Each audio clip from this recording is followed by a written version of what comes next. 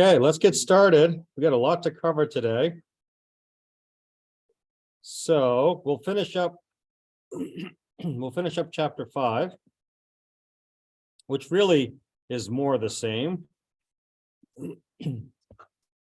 So it's a synchronous machine, and any synchronous machine can be operated as a motor or a generator. It doesn't have any preference. It works perfectly fine in any case. The general rule of thumb, though, is the prime mover is the killer. So if you think about what is driving the synchronous generator, could be a gas turbine, could be a steam turbine, could be a reciprocating engine, it could be a hydro wheel, it could be all kinds of different things. Some of those mechanical systems don't enjoy being pushed by the shaft itself. So like in the case of a reciprocating engine, if there's so little fuel going to the unit, essentially none, what ends up happening is you get it to spin at synchronous speed. That's the thing about a synchronous machine. Excuse me, I will try not to do this all day today. It has to spin at a synchronous speed, which if it has too slow fuel, it won't be able to run at that speed. So sometimes you can get ignition inside your cylinders that is out of time, and then you can get explosions. Steam turbines, gas turbines, if you flow backwards because there's not enough steam, you could have real issues with cooling or as well as the steam flow. Hydro turbines, I don't know, but I do have some data. I'll show you a sheet where we actually have, there's a facility that I have some data on that I can run it in either direction. So synchronous motor, synchronous generator is able to work perfectly fine. There is a little bit of a difference though, and when we'll find out next chapter for induction machines, which induction machines, you don't really have any control over the voltage. You have a little bit of voltage regulation capability. So that's what we're going to do with this particular problem, which is what is the voltage regulation, but it's going to change a little bit because this is a motor. What is the load here on this? Not a generator, it's a motor.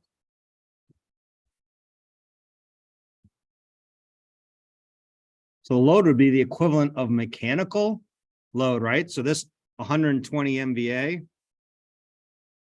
Let me shrink that down. This 120 MVA is a mechanical equivalent load. And you might say, well, how can I have 120 MVA of mechanical load? Because it's just real power, right? It's torque, it's foot-pounds, which equates to real power. But a synchronous motor, again, has the capability of either boosting up or boosting down its excitation so it can actually supply reactive power or it can absorb reactive power. I had a couple of years ago, I got to work on a project, a 50 MVA synchronous motor that is going to be located at a 115 kV switchyard in New Hampshire, and its purpose is just there to help smooth out the voltage. So that's what's a little bit unique about synchronous machines is you can actually vary the power output. Remember, with most of the time when you buy a motor, it's 100 horsepower, right? It's 100 horsepower is the power output. Over here, this has a nominal value, but you can vary it depending on the power factor. So you can increase that or decrease that. So let's draw our equivalent circuit diagram. And this is a suggestion, just when you're tackling any circuit analysis problem, is always do the per phase equivalent. So I thought I would write, here's my per phase equivalent, because we are dealing with a three-phase machine, but we don't have a three-phase resistor or a three-phase inductor or a three-phase power supply. So our per phase equivalent, here's our internal voltage. This one only has one synchronous reactance, J.9. And then we have our terminal, which is what you actually connect your power source to. So this has a terminal voltage of 13.2 kV, but that's a line voltage, right? That's across two individual phases. A Y-connected machine is going to have a voltage across that. Yes, sir. Sorry? What's your question? 0.9 ohm? Yeah, I missed that part. Oh, okay. So this is this line voltage has to be converted to a phase voltage. So this is going to be divided by the square root of 3, and its angle is equal to 0. That's my per phase equivalent. Now the load is mechanical output. So the power is going in, which means the current direction is going in. Remember when we talked at the beginning of the semester when we did power triangles, how our power dictated the direction of current flow, and then we always had a positive power when we did our power factor or our power triangle, current is going in. So how do we solve for I? We have 120 at a 0.8 power factor lagging. So my S, this is a three-phase quantity, is equal to 120 MVA. That's the magnitude. And its angle is the inverse cosine of 0.8. Is that plus or minus? Minus?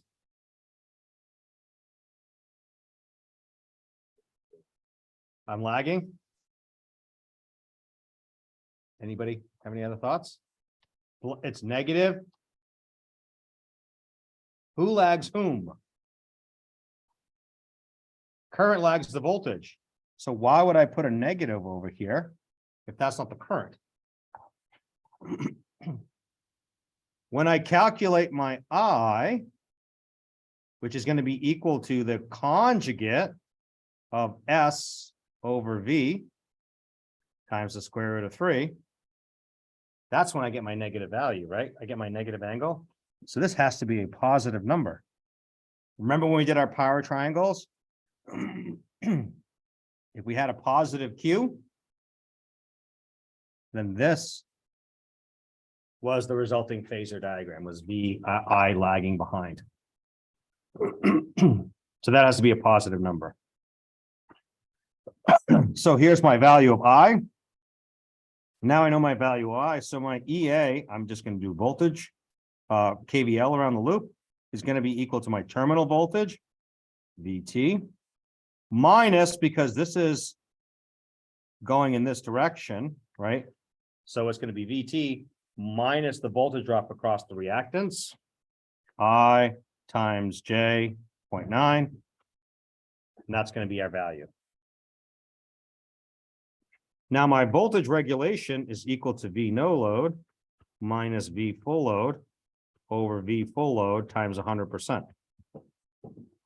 I'll put these numbers up in a second. I've got a script file. I'm just trying to put all the work here. What is V no load going to be equal to?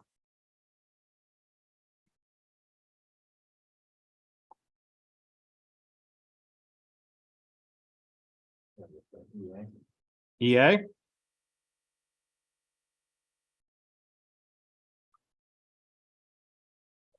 What do you think?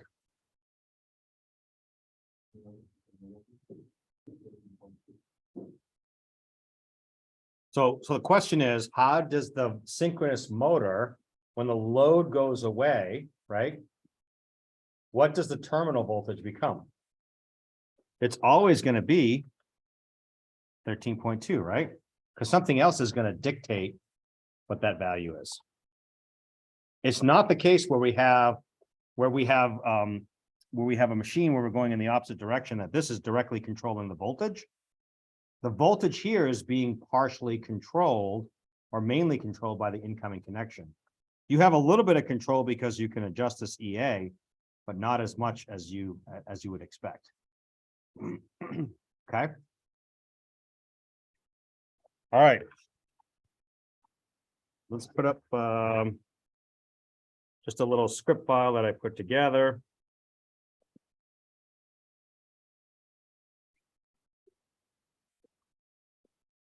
So I put this one where here, and you can see that this V no load, right, is this terminal value.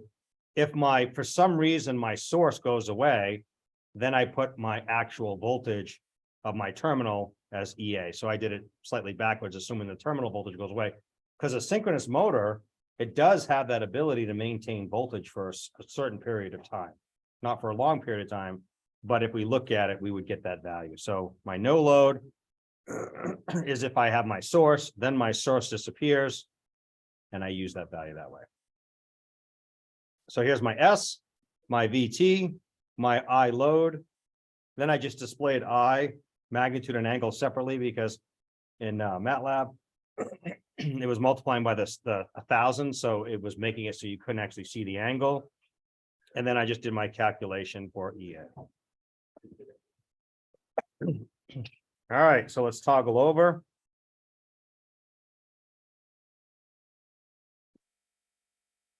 And there is, assuming that at this point, that whatever incoming connection I have, that 13.2 kV, is not available to me. So 25% or so, give or take. In reality, though, if this is a synchronous motor, you really don't have that much control over the voltage. You do a little bit because you can support reactive power.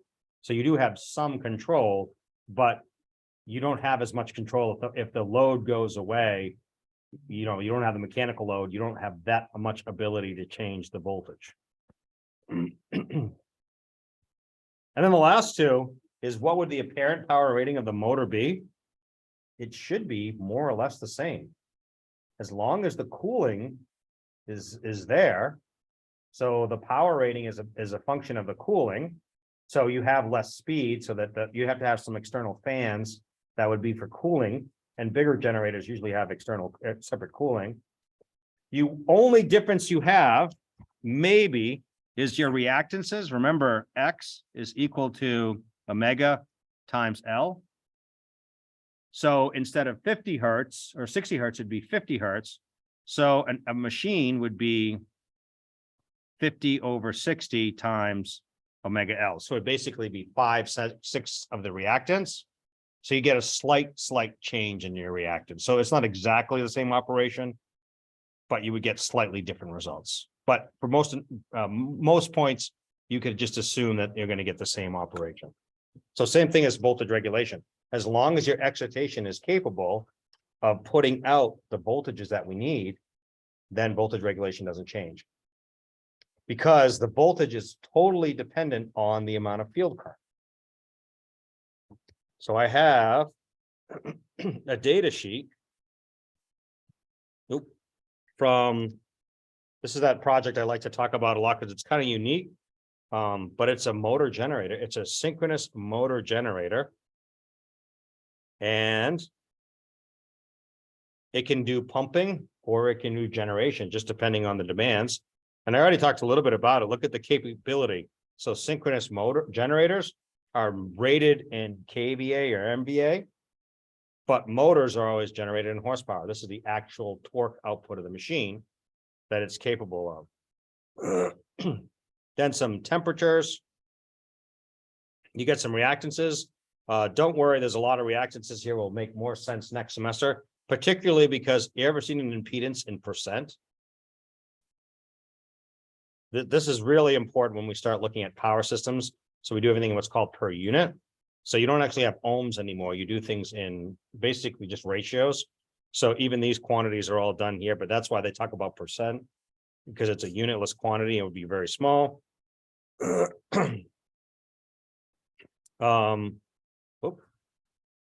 shrink this back down.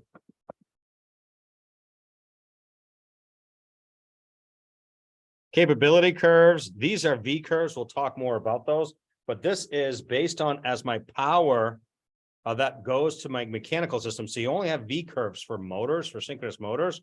This tells you as my power, because the power output is demanded based on whatever I'm trying to drive. This is the power, but I can change the degree of excitation to be either underexcited, means I'm taking reactive power from the grid, or overexcited, where I'm actually supplying power to the grid. So these curves, you can actually see armature current will go up or down, and it's just a way of kind of getting the capability of it. So these are called V curves. I guess this kind of looks like the letter V. That's probably why they came up with the term V curve, but you only see these on synchronous motors. And then here's the saturation capability. This is only applicable when it's operating as a generator. So if you look over here, this is field current.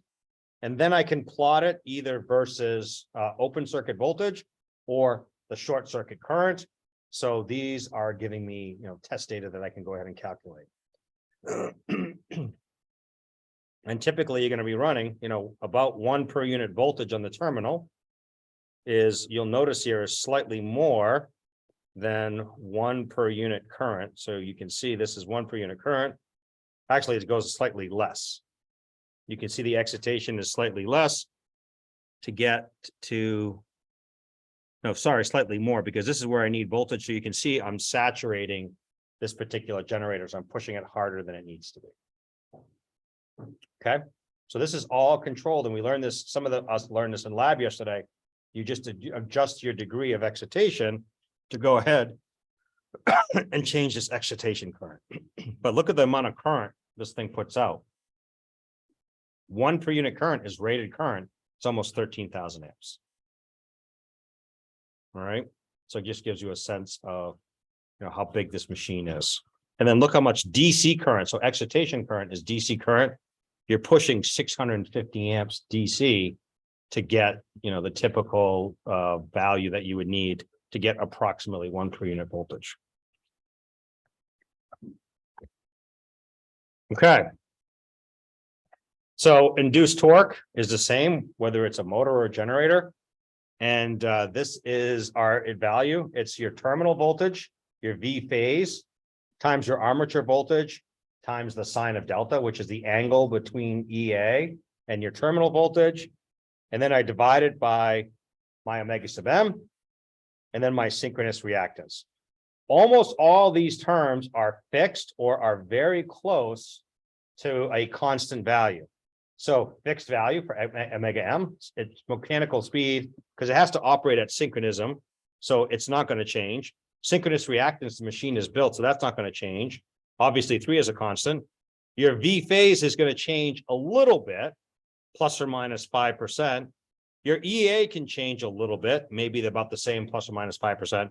But the sine delta is where you can get the biggest change. This can vary between 0 and 90 degrees or between 0 and 1. So that torque angle, remember that angular difference between the two, the more that is present, the greater that is, the greater the induced torque that the machine's going to produce.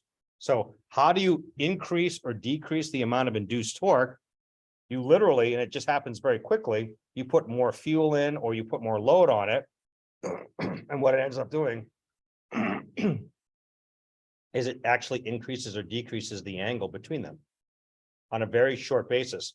So it actually will speed up or slow down, and it happens very quickly. You don't even notice it, but you actually get a little bit of advance or retarding of the angle between the two. So that's how you can get that value. You can adjust EA a little bit, but you're really not going to get much change in torque because of the adjustments. And then just shows you some phasor diagrams. This is the same thing where we increase or decrease our power factor. You can see unity power factor or a leading power factor. Look at what happens at my unity power factor here. Here's my value of EA2. Over here, it's shorter, but what's going on over here? When I talk about a leading power factor versus a lagging power factor. So at unity, my power triangle, so this is a unity power factor. Here's my power triangle. P and S are the same, correct? So there's no power that's going in or coming out of the machine. If I have a leading power factor, here's P, and then my Q value is here, right? So what I have here is I'm actually boosting a little bit, because when I draw my motor, I have P going in, but Q is in the opposite direction. So I can monkey with excitation to get Q to come in or out within reason. That's why if you look back at this curve over here, kind of hard to see. See if I can zoom in a little bit. But this is the capability curve.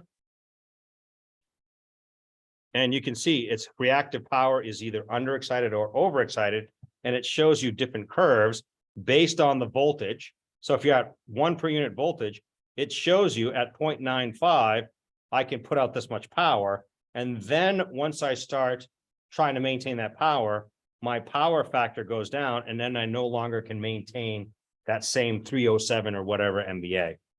So for underexcited, it looks slightly different than overexcited. They call these snow cones because it's supposed to look like a snow cone.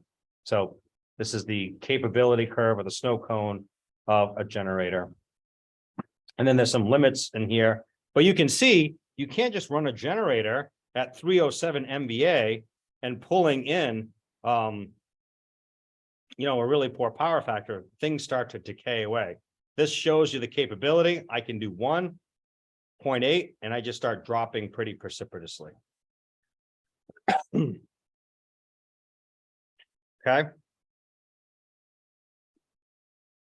But this is actually pretty good. Most generators don't have this kind of capability.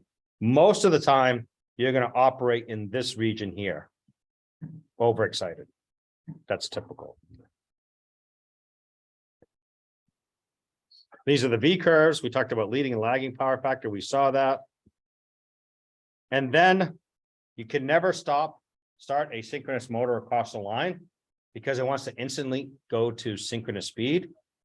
So you either started with a VFD, which VFD is the synchronous speed is whatever 1 hertz corresponding synchronous speed is. So if it's 1800 RPM at 60 hertz, right? So what's the ratio of 1 hertz? It's 1/60th 1800 RPM. So that allows that motor to pick up speed. And if you go to VZ over here, there's a power plant. They have gas turbines. Their synchronous machines, their generators are actually started on motors, but they're started with what's called a load commutating inverter. It's basically another way to say variable frequency drive. Is a pretty specific one, but they start those with variable frequency drives. I worked on Siemens turbines back in the day, and they would have what's called a pony motor. So they would get it up to speed using a motor that was a standard induction motor, and then that would get it rotating and rotating and rotating. These are the most common. Back in the day, they used to use these damper windings or shorting the field, but they don't made with the same level of quality. So you really shouldn't be using these anymore. These are the only two that you'd ever see for starting large synchronous machines. Anybody know why you start a gas turbine? So gas turbine generator, it's generating electricity. Why would you start it as a motor? Why not just light the fire and let it roll, baby? But if I just turn on the full fuel slowly, get it start spinning, wouldn't that work?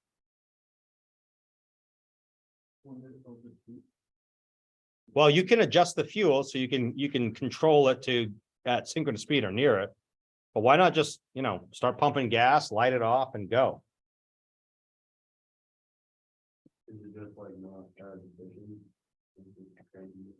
I don't know if it's more or less efficient. I guess that's possible, but usually it depends on how much you're starting these up. I don't know that. I don't think that would be that big of a decision, but there's one major technical issue that doesn't work.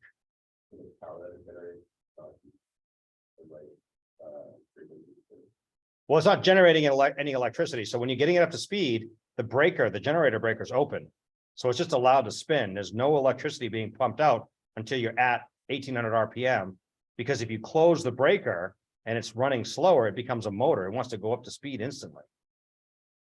So anybody here ever cook anything on a stove, a gas stove or a propane stove? And if you run it on high, you leave it, the pan gets really hot, right? So the problem is it's the same thing with these turbines. If you just have gas impinging upon the blades, they're not designed to be constantly in the path of flame, because you're talking about 1,000 degrees. So literally the reason why they have to be rotating is because if they're in the path of gas all the time, they would melt. So they move away from that gas where that hot spot is, and it actually cools it down a little bit. So it gives it a chance to cool off. So you can't start a gas turbine just by pumping in gas and letting it go, because you'd actually would burn the blades. That's the reason why they do that. That's the technical reason why they do that. So I was always fascinated with big gas turbines, why they do that. And that's just how it is. That's how they have to do it. And that's it for chapter 5. And we'll roll right into the exam 2 review. So we're covering transformers, synchronous motors, and synchronous generators on this test. Right? Those are the topics. Transformers, I believe, well, and then I should back up. To get to synchronous motors, we also have to talk about rotating AC magnetic waves. So getting a 3-phase AC current source and seeing how you could go ahead and produce, you know, that net magnetic field. So starting off with transformers, the whole purpose of a transformer from this class perspective is to transform voltage, current, and also impedance through a transformer. That's the whole purpose of this class, or the transform in this class. We don't care about isolation. We're just interested in the transformation. So you can increase voltage, you can increase current, you can increase impedance, and then you can go in the other direction too. You can decrease those values, right? You can have all those changes happening, and that works really well. So we developed the concept of a turns ratio, primary to secondary number of windings, but is way better in industry is to talk about it in terms of the primary voltage to the secondary voltage. If you need to go back and forth between turns, the number of turns, you just have to be careful if you set up as a 3-phase transformer, right? Because sometimes you have a line to line voltage or a line to neutral voltage, a phase voltage. So if we're talking VP and VS in 3-phase, just make sure you keep track of, am I looking across phase windings? It's always the phase to phase quantities are what we would be dealing with. But remember, in industry, we always talk about line quantities. What is the line voltage across the primary and the line voltage across the secondary? So a delta wide transformer, let's say it's 345 to 13.8. If it's delta on the low side, the 13.8 side, and square root of and 345. So let's write that over here. So 345 K, 13.8 K. It's delta, Y on this side. And delta over here. If you actually want to get the turns ratio of each individual transformer, you have 345 across 2 windings. And on the delta side, you only have, 13.8. Sorry, this is kind of thick. Let me put it on a whiteboard so that we can actually see it. Change the color.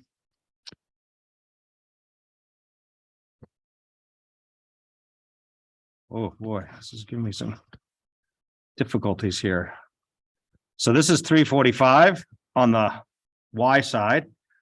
On the delta side, we have 13.8. So if you actually want to get the turns ratio in terms of the actual individual windings or the individual phases, my A is going to be equal to 345. I need to get this individual voltage rating, divide that by the square root of 3, and then I divide that by 13.8 kV. That's just doing the actual turns ratio. So if you want to keep track of your values there to actually get what the turns ratio, so this would be the actual number or the ratio between NS and NP. All right. But normally when we're talking in industry, we say it's a 345 to 13.8 kV transformer.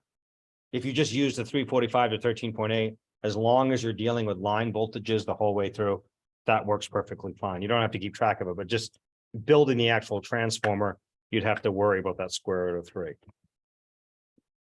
So our turns ratio is VP over S. If you want IP over S, you would invert, because our devices are constant impedance or constant power devices.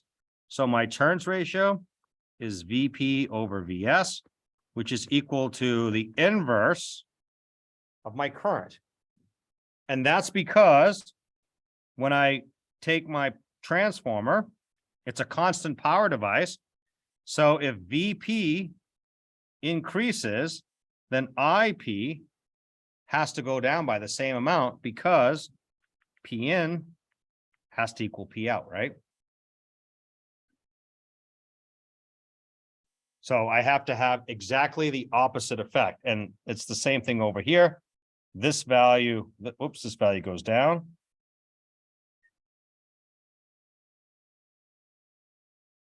And IS goes up. And that's the maintaining the constant. And then we can reflect impedances using the square of the turns ratio. So if you want to step a secondary impedance, so if we think about our houses, we're loads, we live on the secondary side of the transformer. The utility wants to see what we are on the primary side.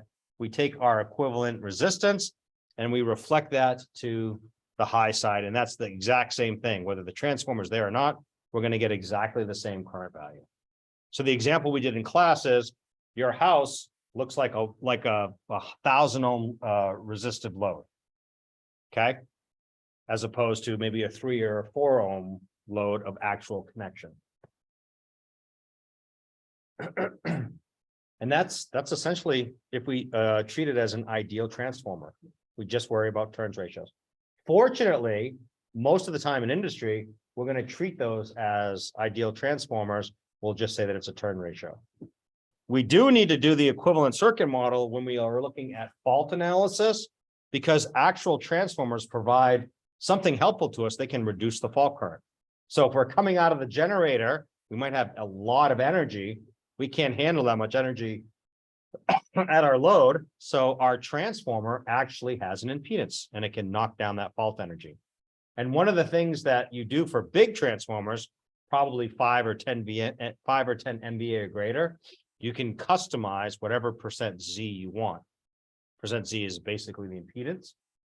When you're below 5 or so MVA, they're like 5 3/4 until they get really small, 100 kVA or so. Then they're down to like 2%. Anybody want to guess as to why the impedance goes higher as the transformer size goes higher? It usually has to do with fault energy. Small transformers, there's been something up above that has already knocked down the fault current. So you don't have to work as hard to limit the fault current. Where big transformers, you might have to do a little more limiting. So the biggest impedance transformer I've ever seen, I think was around 10%. And that was for like a 500 MVA, fairly big transformer.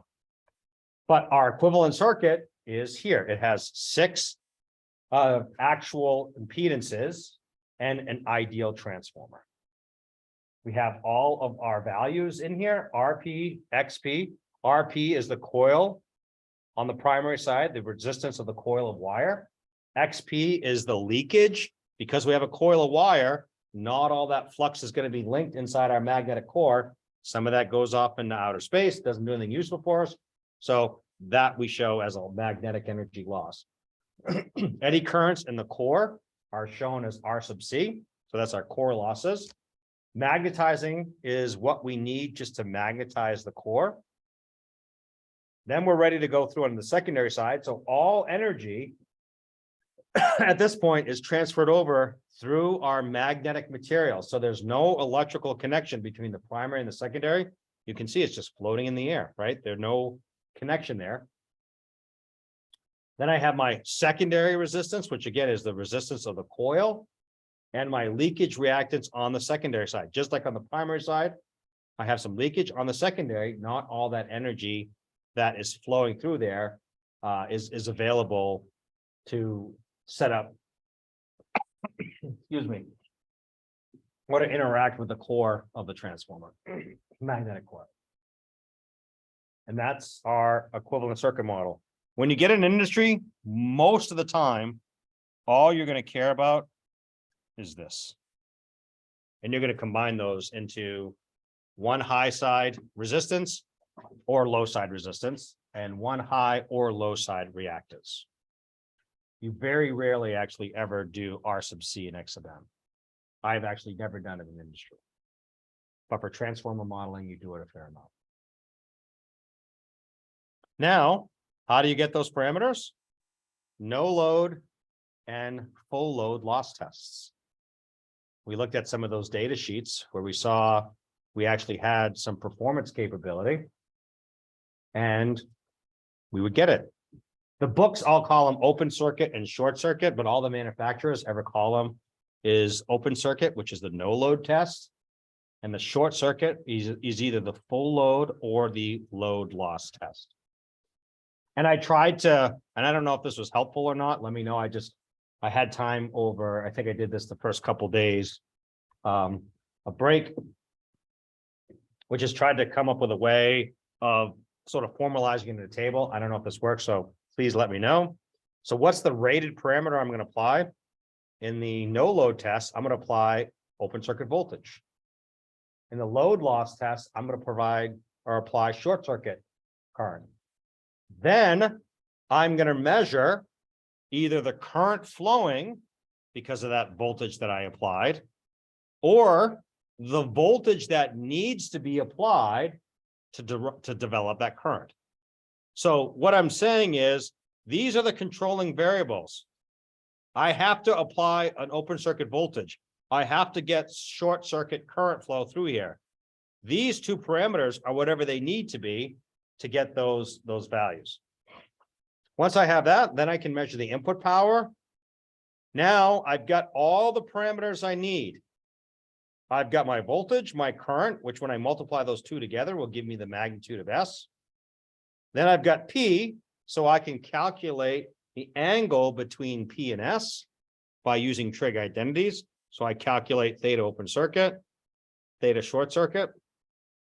Now I can calculate the impedance. And I showed you because in the open circuit test, I'm solving for R sub C and JXM. Those two are in parallel. And whenever anything is in parallel, it's far easier to work with admittances than impedances. You'll learn next semester we use admittances all the time. And I actually showed you put your angle minus theta OC here in this equation. It's minus because it's a lagging power factor, right? This circuit is primarily inductive, and Eli the Ice says that in an inductor, the current lags the voltage. So I just showed you to put the negative sign in there for that purpose. In my load loss test, because I'm trying to solve for these four impedances and they're all in series with each other, I've got to reflect these two onto the high side, but they're all in series with each other. Dealing with series impedances, it's usually just it's easier to just treat them as impedances, not admittances. So then I solve for Z. Again, notice the negative current here. You'll also notice that I just put at an angle of 0 for the voltage because that's my reference. So I just made those 0. And then I gave you the parameters to equate. RC is 1 over the real part of my admittance, and XM is 1 over the imaginary part of that same admittance. And then these are the converted over and added. My R equivalent is the real part of ZSC, and the XEC or X equivalent is the imaginary part of that. Okay.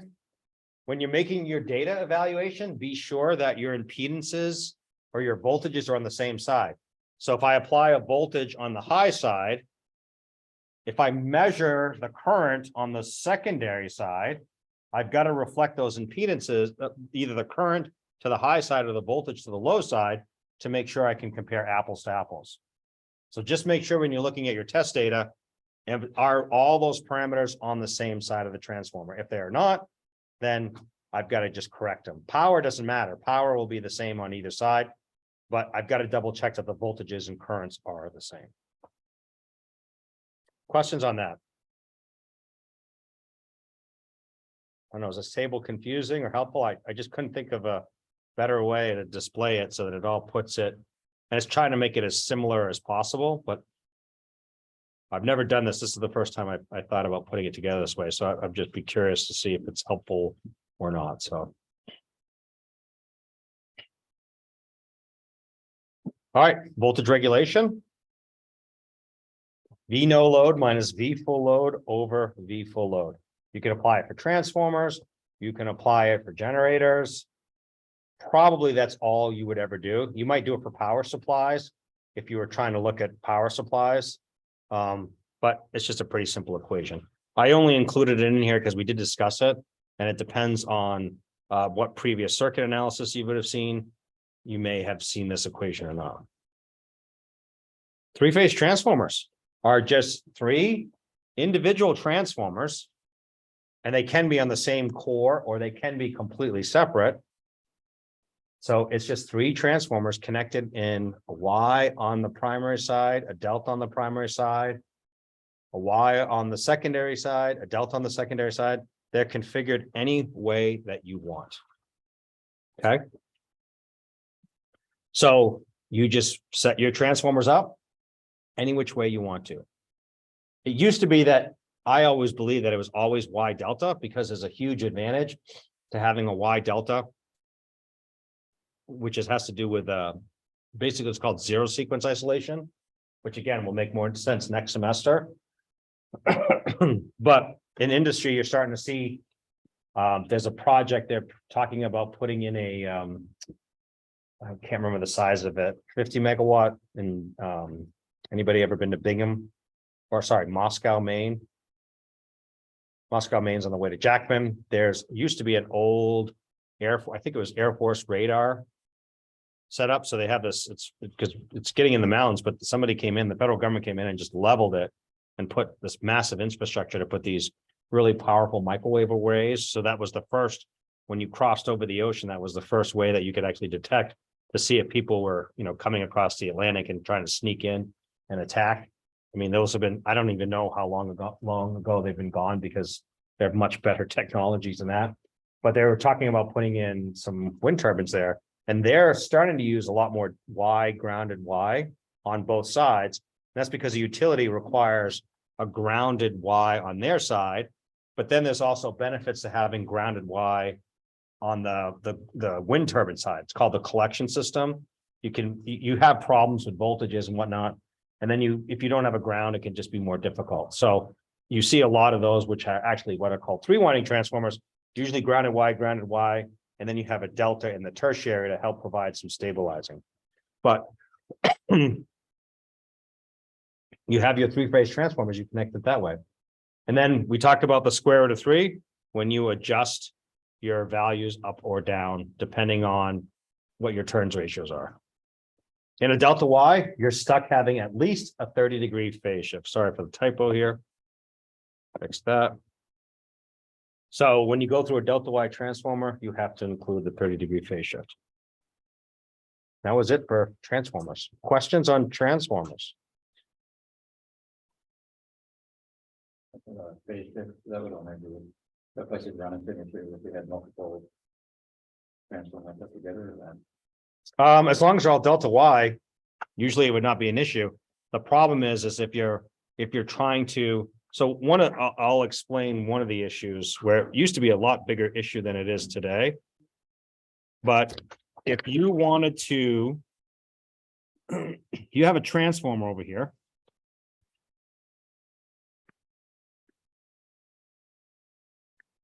And one of the things about transformers is there's a method to detect that the transformer's got a problem, and it's called a differential.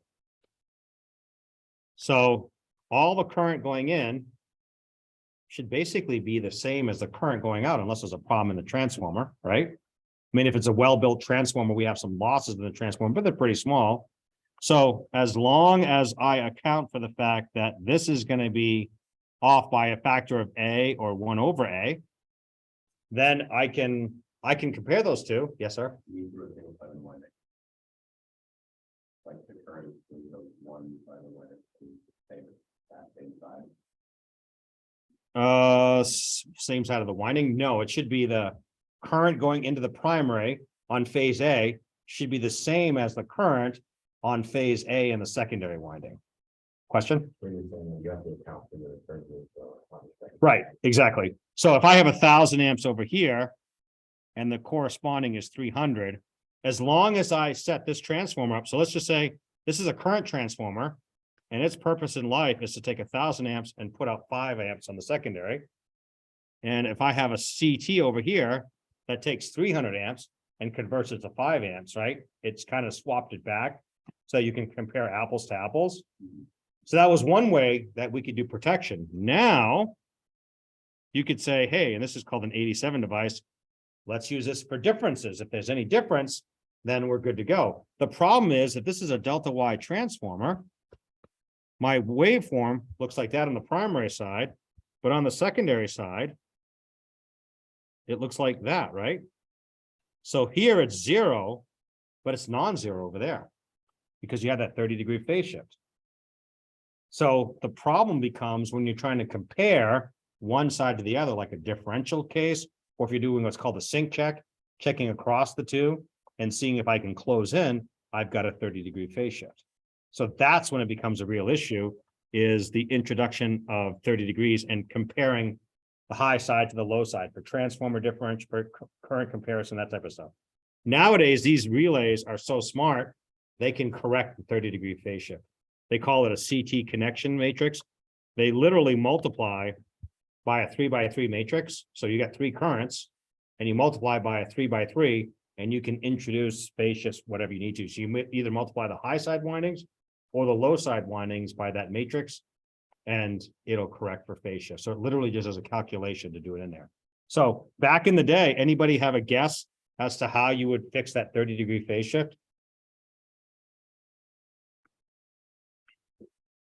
The high side is supposed to lead the low side by 30 degrees, ANSI standard. These are transformers here too, right? So over here, I would have these CTs connected Y. Over here, I would have this one connected Y delta. So this one, this is plus 30. Now, this one is minus 30. It would take it in the opposite direction. So you'd put the Y delta, you'd swap the CT configuration on the other side, and that would give you the 30-degree phase shift back. So back in the day, that's how you were stuck doing it. You'd have to swap your CT connections. But now, like I said, they're done within the relay. So all CT connections are always YY. That's like the standard design now. You don't ever do delta Y or Y delta. They're just always YY.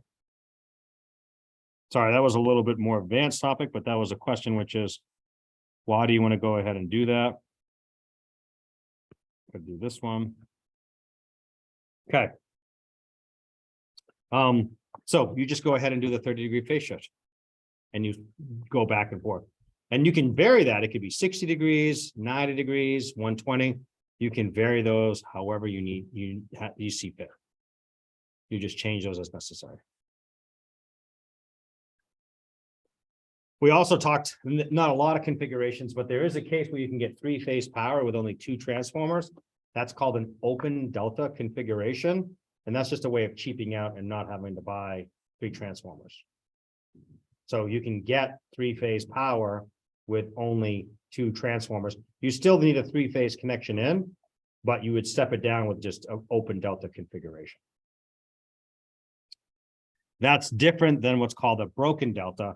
A broken delta is one where you have all 3 windings, but you actually open the delta up. So remember in lab when we were trying to connect transformers in delta Y, and before we closed in, we measured that the voltage was 0. You can actually monitor that point. You can put a little resistor there and monitor that point and look at the voltage drop across there for any imbalance. If there's any imbalance, that'll tell you something about a ground fault. So that's called a broken delta, which is different than an open delta. AC machines. So we focused on rotating. How do we get a nice, constant rotating magnetic field in from a 3-phase set of windings? We physically rotated the windings at 30-degree increments, right? So we rotate, not 30 degrees, 120-degree increments. And we got the actual electrical 120 degrees just by physically locating those windings 120 mechanical degrees around the stator of the shaft. Or we divided the motor in half because we doubled the number of poles, and then a north-south was seen every 180 degrees. So now instead of going 120 degrees, we only needed 60 degrees because we divided that motor in half. So we came up with that relationship of your electrical frequency is going to be determined by the number of pole pairs. What P over 2 is the number of pole pairs times your omega sub n. Your electrical speed should always be the equivalent of 3,600 RPM, at least in North America. That's 60 hertz. So the only thing that changes is your mechanical speed. So if you want something to run at a slower speed, you just increase the number of poles. And that data sheet that we saw over here, that's a hydroelectric facility. Is it here? Look at the speed of operation of this. Oops.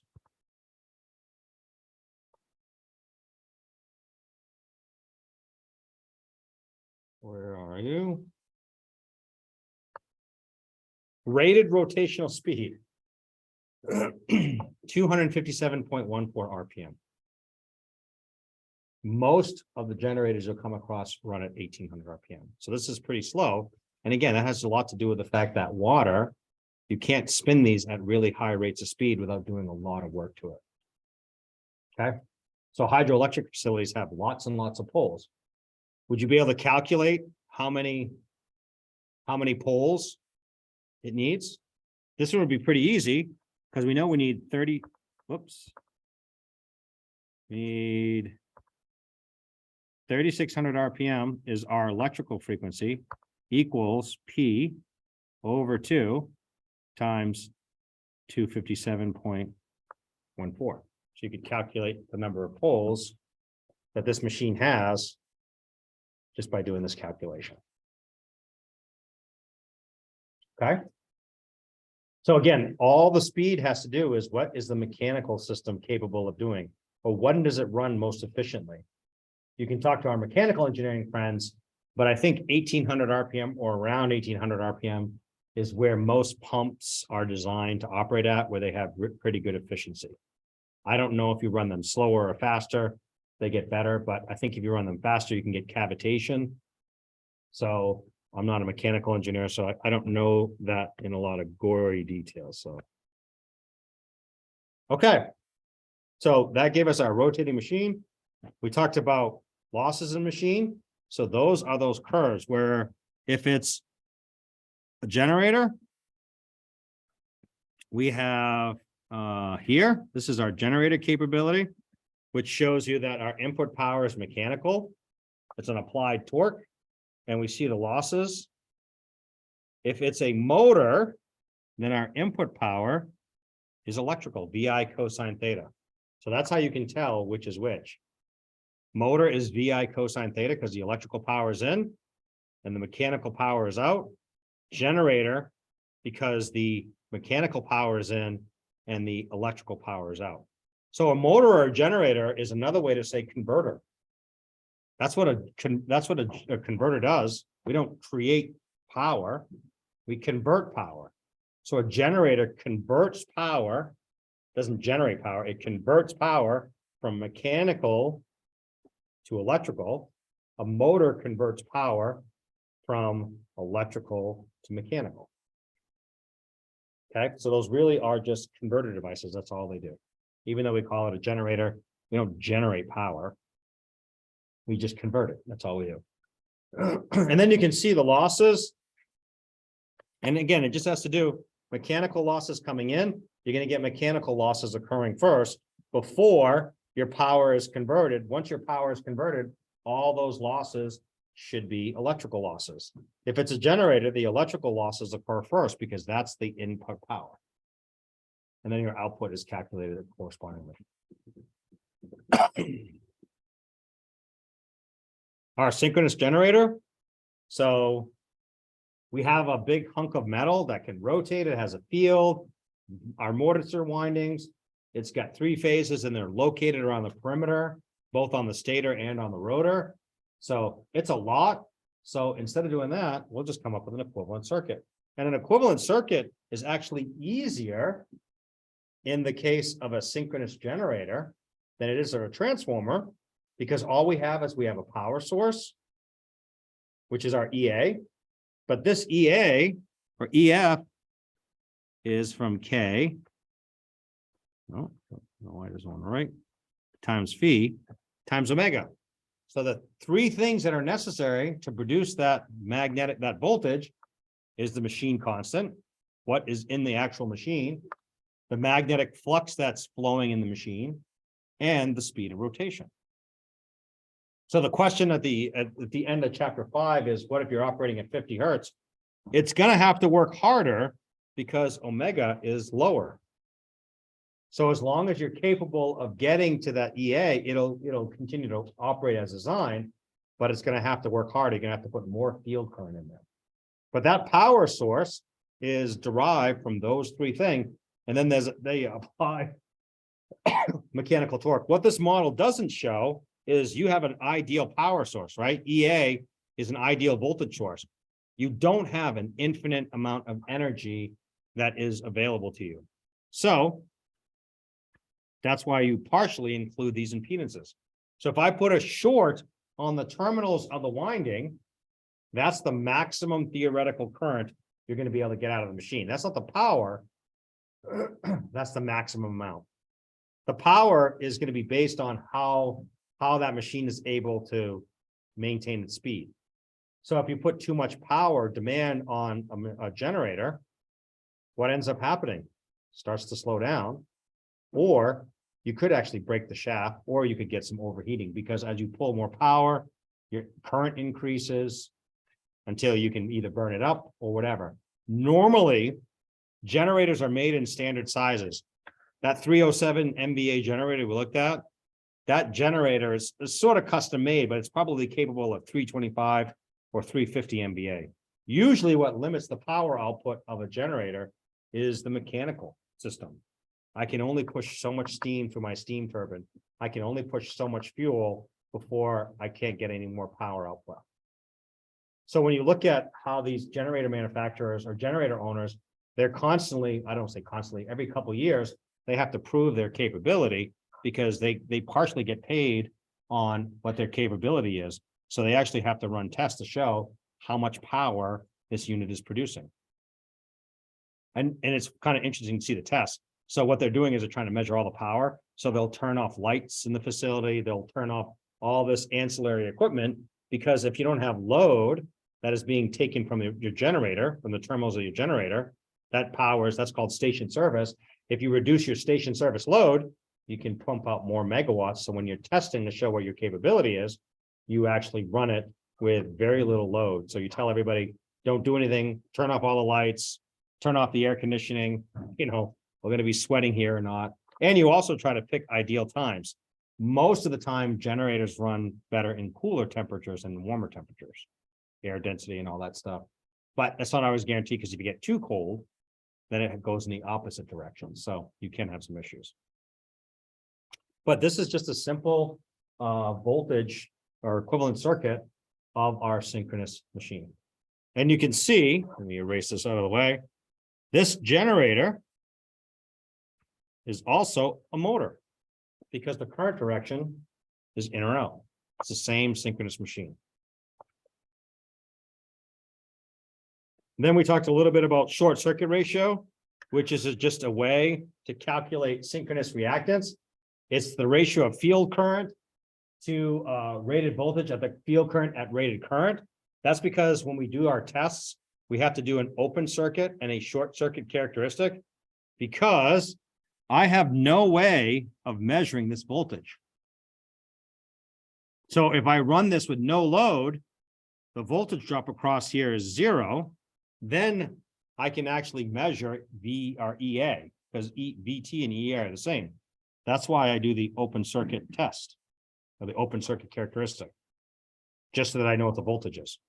The short circuit characteristic is a way of measuring that. And I just put a short circuit across. It doesn't have to be a short circuit, but I just put a short circuit across it just because I don't have to worry about changing any of the load parameters. And that's why we have this curve as shown, whoops, here. And it's kind of a clever curve, because I have two pieces of information. If you look on the bottom, this is field current, IF. This is a DC current value. Over here, it's the no load voltage or the short circuit current. I don't know what the load characteristic is. I think that's just a general term. So you either have the no load voltage or you have the short circuit current. And they wrote it in a way, these are just per unit quantities. So that could be 1.5 per unit voltage or 1.5 per unit current. And it tells you over here the reference quantities you need. So if you need the open circuit characteristics, which is curve number 1, that's the open circuit characteristic or no load voltage curve. You're going to use these based on 13.8 kV. So you multiply the 1.5 by 13.8 to get what that voltage is going to be. If I want to know what the short circuit current is, that's curve number 2. Now I'm going to multiply these same values, 1.5, 1.0, but I'm going to do it by 1,000 or 12,844 amps and multiply that through. And there was a homework problem on air gap line. So this number 3 is going to be multiplied by my voltage. So the air gap line is basically if saturation didn't exist, that's kind of a theoretical. So that's actually not measured data. That would be a theoretical data. There's also output saturation. Those values, I've never seen those used. So I don't know if those are particularly useful or not. I've never actually seen them. But that short circuit ratio is how you can calculate synchronous reactance. Because if I want to calculate synchronous reactance, if I don't know what, let's just assume RA is equal to 0, my generator, I can just simply look at it like this. If I want to calculate JXS, I need the voltage and the current, right? So I use my open circuit voltage divided by my short circuit current. The problem is that those are not known, right? And those are very depending on the field current. So that's why you can see this is for a fixed IF1. I've got a current here and a voltage here. Now I can calculate my unsaturated synchronous reactance. And then here, IF2, which we'll call it our saturated value, because you can see that the curve here is no longer linear. I have my current and my voltage, and now I can calculate my saturated synchronous reactance. But you're always doing it at that same field current. It doesn't make sense to say, okay, well, I'll pick this voltage and this current. Those two aren't related to each other. So your field current has to be a fixed value.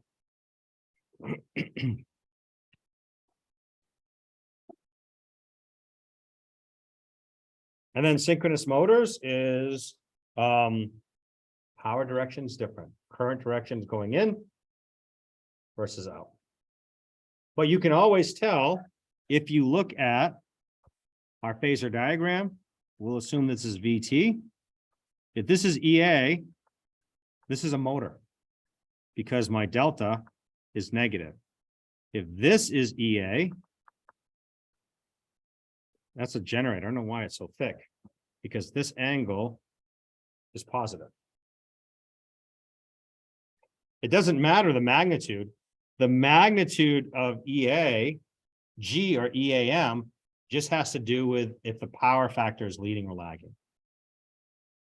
It's delta, if its delta is positive or negative, will determine if it's a motor or generator. If it's below VT, it's a motor. If it's above VT, it's a generator.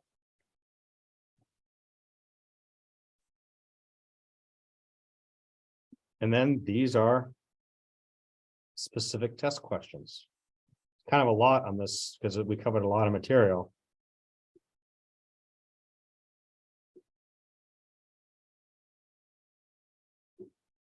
And again, apologize, this is a lot of information, so I try to be brief, but I don't know. I just like to write. So, yes, sir. So if you were to study for this exam, how do you like, when you go through kind of like the homework and graph problems, how does it like idea of that? But So the question is, how do I study for a test?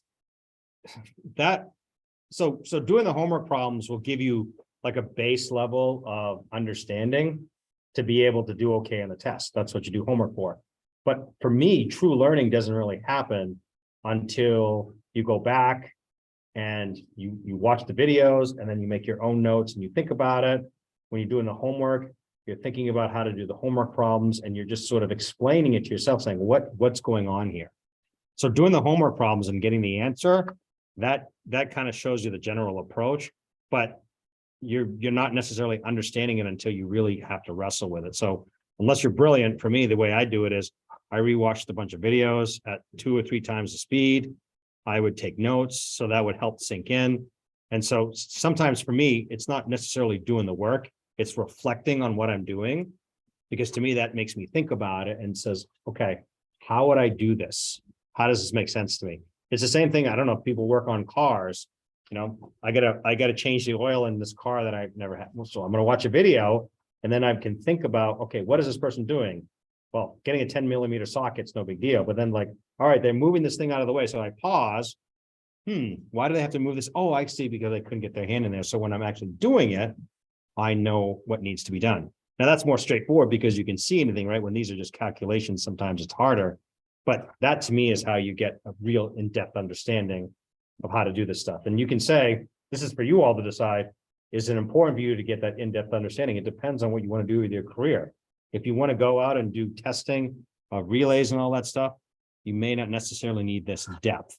But if you want to become a PE and do, working on synchronous motors all the time or synchronous generators and become an expert in the field, then you have to dig down deep to get a true understanding of that. So it really just depends on your career. But your question is, how do you want to study to pass the test? Go back and do the homework. If you can do it inside out, backwards, forwards, and understand how to do what you're doing, that would be a pretty good one, especially with all the homework. I mean, got a lot of homework on this one, right? I mean, only two sets, but you don't think you had a lot of problems?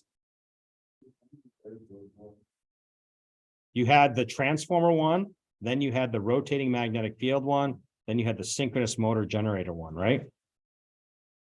And I think does the transformer one have 7 problems with like 12 parts or something like that?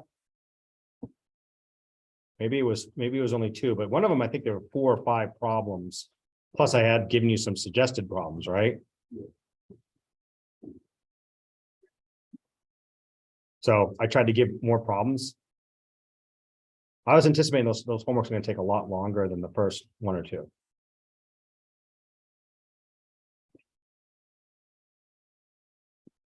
Okay. If 7 or so minutes left.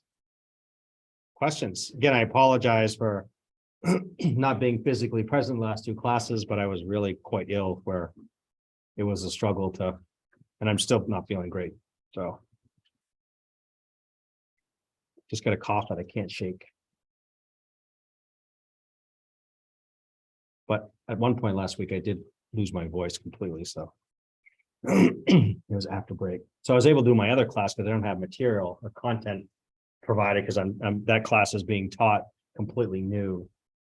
So I had to do those classes, but this class and there's another class that is being taught by industry experts. I just have to be present for that class. So I can put myself on mute and cough away. Questions? If you want to do this class on Zoom, that's okay. Just let me know by noon tomorrow. Same deal, you get a note card to bring with you. For the note card stuff, I would probably do the equivalent circuit models. Show that. Maybe a couple reminders of the 3-phase stuff. Because if you notice, a lot of the calculations are just plain old circuit analysis, but doing it with, here's a power triangle. Here's a 3-phase calculation, converting it to single phase. It's a lot, it's not new equations, it's just presenting an equivalent circuit model, solving that. That's pretty much all you do. Once you get past AC and DC circuit analysis, we do more with op amps, or we do electronics. We just develop equivalent circuits and show you how to analyze those circuits. So three-phase is a little bit different because you've got those square root of threes. That's where it gets a little more challenging, but it's still just circuit analysis. So once you did AC and DC circuit analysis, there's really no new circuit analysis that you learn. It's all the same stuff. KVL, KCL, node equations, loop equations, et cetera, et cetera. Nope, somebody on TV land have a question? Oh, different class. How about TV land? Are you there? Do you have any questions?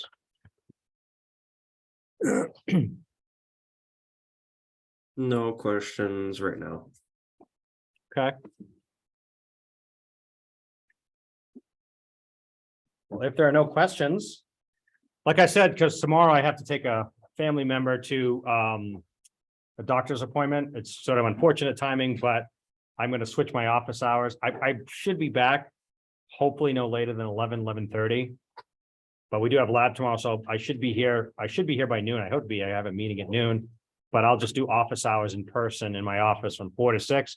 You can always Zoom me if you want, but I figured, that would be the way. And I've been around all day today too, so if people have questions, we can go from there, but that'll be online. Yep. On the Monday lab, I was in my office doing the lab, so maybe moving forward, we'll just do it. We're sitting in the lab if you want. That's fine with me too. I'm here, so. All right. Have a great day, everyone. Thank you.